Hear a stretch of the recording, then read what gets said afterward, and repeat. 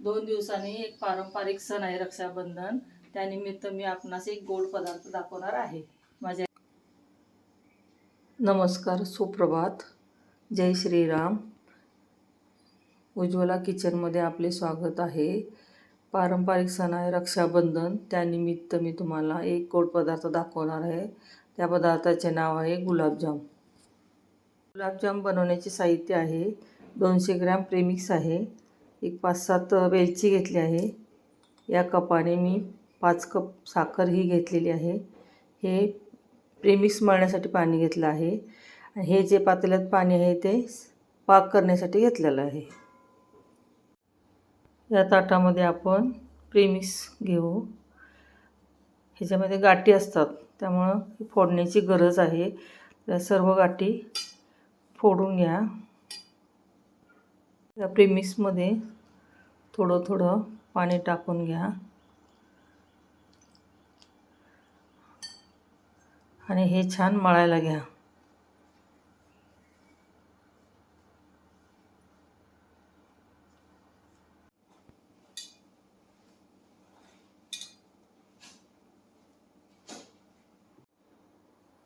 बघा, प्रेमिक्स छान मळून झाला आहे. मी 1 ग्लास पाणी घेतलं तर अर्धा ग्लास राहिला आहे. आता ह्याला थोडंसं तेल लावून छानपैकी एकजीव करून घ्या. हे प्रेमिक्स छान मळून झालं आहे. आपण याला रेस्टसाठी झाकण लावून ठेवू.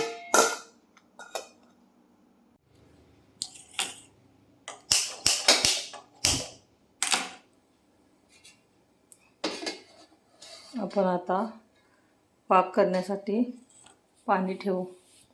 चांगलं गरम झालं की मग आपण त्यामध्ये साखर टाकू. कढईमध्ये मी तेल ठेवलं आहे गरम करायला मंद आचेवर.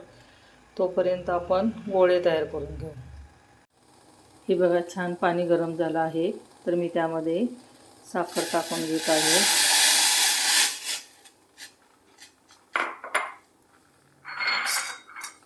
त्यामध्ये वेलची कुटून घेतले ते टाकत आहे. हे असे हलवत राहा चमच्याने, म्हणजे साखर विरघळली जाते लवकर. आम्ही छोटासा गोळा घेतला आहे तर आपण याला गोल फिरवून घेऊ छानपैकी. हा झाला गोल गुलाबजाम. नंतर आपण अजून एक गोळा घेऊ.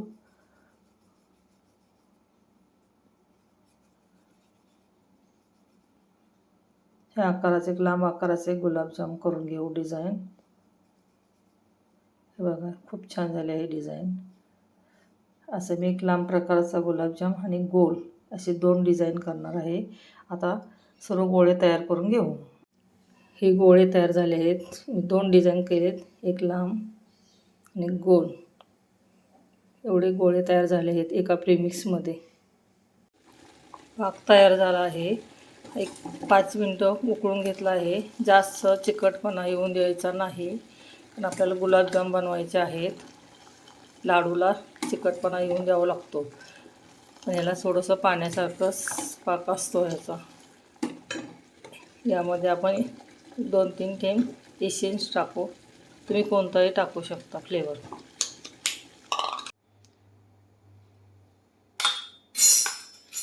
तेल गरम झालं आहे का बघू. छोटा गोळा टाकून झाला आहे गरम तेल. तर त्यामध्ये आपण जे गोळे बनवले ते टाकून घेऊ.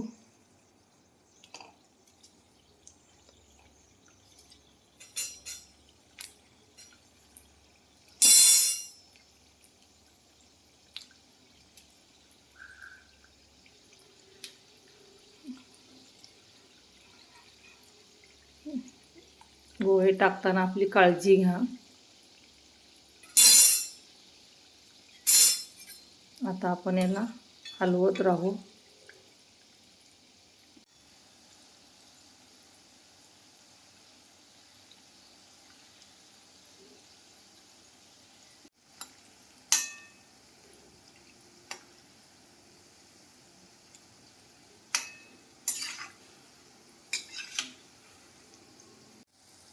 गुलाबजाम छान तयार झाले आहेत. कलर पण खूप सुंदर आला आहे.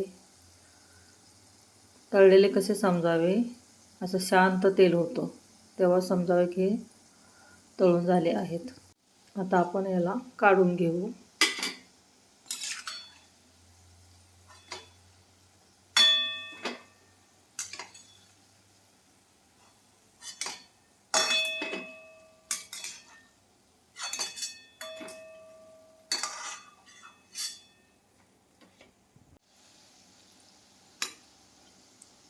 हे असं एकसारखे हलवत राहा म्हणजे गुलाबजाम चांगला तळला जाईल.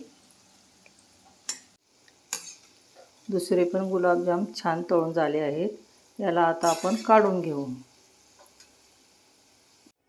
हो, तुम्हाला सांगायचे राहिले, मी जेव्हा तेल घेतले होते तेव्हा तुम्हाला वाटलं असेल खूप तेल लागते, पण नाही, 100 ग्रॅमपेक्षा जास्त काही लागणार नाही मला असा अंदाज आहे. हे गुलाबजाम थंड झाले आहेत. हे बघा, मी हात लावू शकते. आता आपण एका डिशमध्ये गुलाबजाम घेऊ, त्याला असे काट्याच्या चमच्याने टोचून घेऊ.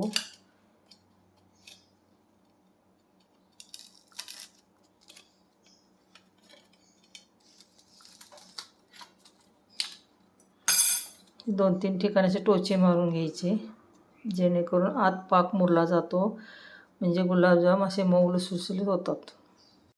या सर्व गुलाबजामांना टोचे मारून झाले आहेत. पाक थोडा गरमच पाहिजे, हे वाफीच्या.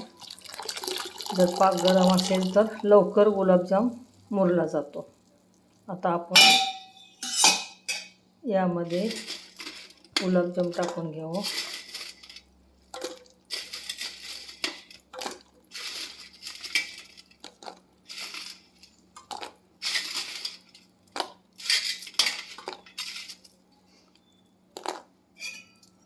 आपण हे एकसारखं हलवून घेऊ त्या वाफीच्या. जर पाक गरम असेल तर लवकर मुरला जातो गुलाबजाम. आता मी सकाळी करत आहे मॉर्निंग वॉकला, तर संध्याकाळी हा छानपैकी मुरला जाईल खाण्यासाठी.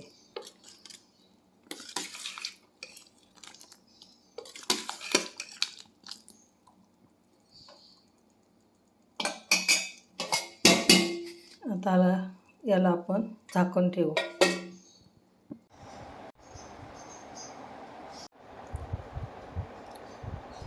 पारंपरिक सण रक्षाबंधन त्यानिमित्त मी गुलाबजाम डिश बनवली आहे. जर आवडल्यास लाईक करा, शेअर करा, सबस्क्राईब करा. मी तुम्हाला असं कट करून दाखवते. बघा किती छान झालं आहे. आत पाक पण मुरलेला आहे, सॉफ्ट झाले आहे. जर आवडल्यास रेसिपी माझी तर आवर्जून तुम्ही नक्की बनवून पहा.